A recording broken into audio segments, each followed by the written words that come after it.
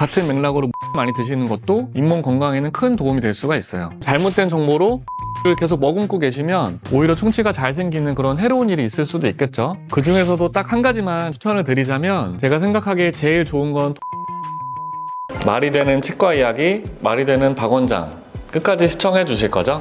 안녕하세요. 여러분의 치아에 도움이 되는 이야기들을 말이 되게 풀어드리는 말이 되는 박 원장, 박민우 원장입니다. 제가 치과에 있으면 충치 때문에 오시는 분들도 많지만 잇몸이 안 좋아서 오시는 분들도 굉장히 많아요.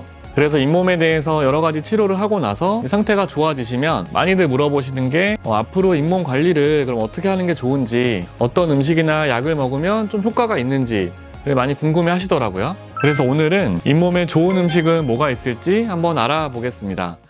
구독, 좋아요, 알림 설정까지 부탁드립니다. 사실 솔직히 얘기하면 잇몸에만 특별히 좋은 음식 이런 거는 없다고 할 수 있어요. 저도 이번에 본격적으로 알아보면서 여러 영상도 찾아보고 논문도 찾아보고 이렇게 했는데요. 제가 보기에는 이건 좀 아닌데 하는 그런 영상이나 자료들도 좀 있더라고요. 예를 들면 잇몸에 좀 우유가 좋다고 하시는 분들이 우유에는 칼슘이 많아서 좀 잇몸에 좋을 수 있다고 하시는데 먹을 때 입에 머금고 있으면은 잇몸 뼈가 더 막 단단해질 수 있다 이렇게 얘기를 하시는 분들도 있더라고요. 근데 우리가 음식을 먹을 때 거기에 좋은 성분이 있으면 음식이 위나 장을 통해서 흡수가 되고 소화가 돼서 그런 성분들이 아주 일부분이 쓰이는 거지 우리 잇몸이나 입안에서 바로 흡수돼서 바로 쓰일 수 있는 게 아니잖아요. 잘못된 정보로 우유를 계속 머금고 계시면 오히려 충치가 잘 생기는 그런 해로운 일이 있을 수도 있겠죠. 또 예를 들면 녹차가 잇몸에 좀 좋다든지 가지가 잇몸에 좋다든지 또 생양파가 좋다든지 이런 얘기들도 좀 많이 있더라고요. 그런데 그런 내용은 사실 다 우리 몸 건강에 일반적으로 좋은 내용이지 잇몸에만 특별히 좋다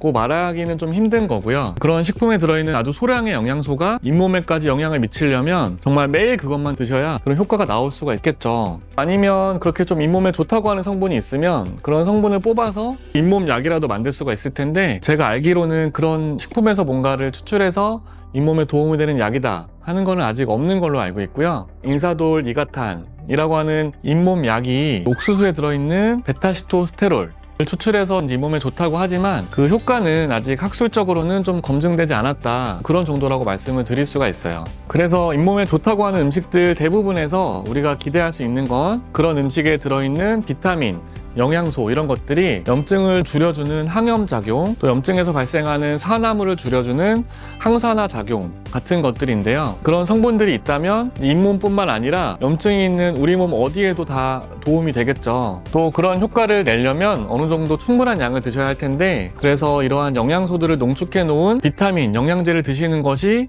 내 음식을 찾는 것보다 더 좋으실 거라는 생각이 들고요. 잇몸에 좋다고 하는 음식을 따로 챙겨 드시는 것보다는 우리 몸 전체 건강을 위해서 드실 때 이런 걸 좋은 걸 같이 드신다. 잇몸에도 좋을 수 있겠다 라고 생각하는 편이 적절하다고 저는 생각을 해요.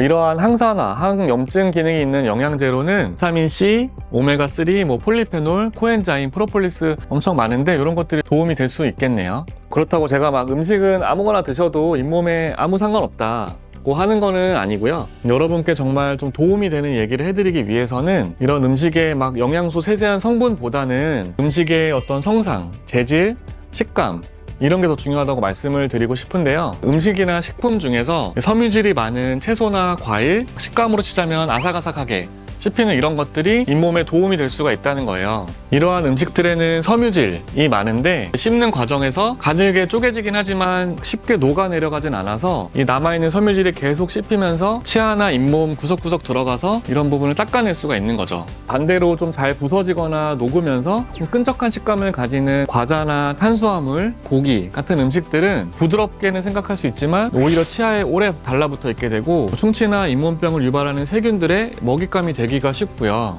이러한 세균들이 치아에 모이면 이제 치아 표면에 얇은 막을 형성해서 세균막이라고 하는데 이런 막이 오래되면 그 안에서 세균이 또 번식하고 또 자라고 하면서 결국에는 충치나 잇몸병이 될 수가 있는 건데요. 이러한 세균막이 생길 때 이것을 부수고 닦아낼 수 있는 것이 앞서 말씀드린 섬유질이 많은 음식들이다 라고 생각을 하시면 좋겠습니다. 또 섬유질은 너무 딱딱하지는 않은 적절한 강도의 그런 아삭한 식감을 가지고 있어서 씹는 과정에서 치아에 적절한 자극을 가해주고 치아의 혈액순환을 좋게 해서 잇몸에 도움이 될 수가 있어요. 치아가 막 너무 딱딱한 음식으로 센 힘을 받는 것도 좋지 않지만 또 아무 힘을 받지 않는 게 또 좋은 건 아니거든요. 적절한 강도의 음식을 씹으면서 치주인대라고 하는 인대가 있어요. 치아를 둘러싸고 있는 잇몸에 적절한 압력이 가해져야 혈액순환이 잘 일어날 수가 있고 이런 잇몸 주변의 면역작용도 잘 일어날 수가 있어서 잇몸 염증이 잘 생기지 않을 수가 있는데요. 그러한 딱 적절한 강도를 가진 음식이 섬유질이 풍부한 음식이다 라고 생각하시면 좋을 것 같아요. 이러한 섬유질은 과일이나 채소 이런 류에 많이 있는데 우리가 흔히 먹을 수 있는 배추, 양배추, 사과, 당근, 샐러리 이런 걸 많다고 하죠. 구해서 드시기도 비교적 쉬운 편이고요. 또 그런 과일이나 채소들은 또 비타민도 풍부한 경우가 많아서 간접적으로도 드시면 도움이 될 수가 있을 거예요. 그 중에서도 딱 한 가지만 추천을 드리자면 제가 생각하기에 제일 좋은 건 토마토인데요. 토마토는 우리 몸의 건강에도 나무랄 데 없이 다 좋지만 특히 잇몸에 좋은 점들이 많아요. 앞서 말씀드린 섬유질이 아주 풍부하기도 하고요. 특히 불용성 섬유질이라고 해서 물에 녹지 않는 섬유질이 많아서 치아와 잇몸 사이를 깨끗하게 청소를 해낼 수가 있어요. 이 과정에서 잇몸병을 일으키는 세균들로부터 치아를 보호할 수도 있고 세균들로 인해서 손상된 입안의 미네랄 또 보충을 해줄 수가 있고요. 뿐만 아니라 비타민C도 아주 풍부해서 토마토 하나만 드셔도 하루 필요한 비타민C의 반을 섭취할 수 있다고 하죠. 또 비타민C가 이제 항산화 작용도 해주고 잇몸을 이루는 성분 중에 하나인 콜라겐 합성에도 도움을 주기 때문에 잇몸에 도움이 되고요. 마지막으로 토마토에서는 이제 약간의 신맛을 내는 시트르산이라고 하는 성분이 있는데 입안의 침 분비를 자극을 하기 때문에 침이 좀 풍부하게 많이 나올 수가 있게 해줘요. 우리 침은 이제 약알칼리성이라고 해서 자연스럽게 세균을 좀 억제할 수 있는 그런 효과가 있고 또 침 자체가 세균을 씻어내는 역할도 하기 때문에 당연히 잇몸 세균을 줄이는 데도 도움이 될 수 있고요. 침이 마르거나 입안이 건조하면 그만큼 세균이 치아에 잘 달라붙고 떨어지지 않아서 충치나 잇몸병의 원인이 될 수가 있는데 같은 맥락으로 물을 많이 드시는 것도 잇몸 건강에는 큰 도움이 될 수가 있어요. 여러분들의 궁금증을 해결해드리기 위해서 잇몸에 좋은 음식에 대해서 한번 소개를 해드렸는데요. 잇몸 건강은 식생활 개선도 중요하지만 올바른 양치 습관과 치과 정기검진이 제일 중요한 거는 이제는 다 아실 거고요. 지금까지 도움이 되는 치과 지식을 말이 되게 풀어드리는 말이 되는 박 원장이었습니다. 시청해주셔서 감사합니다.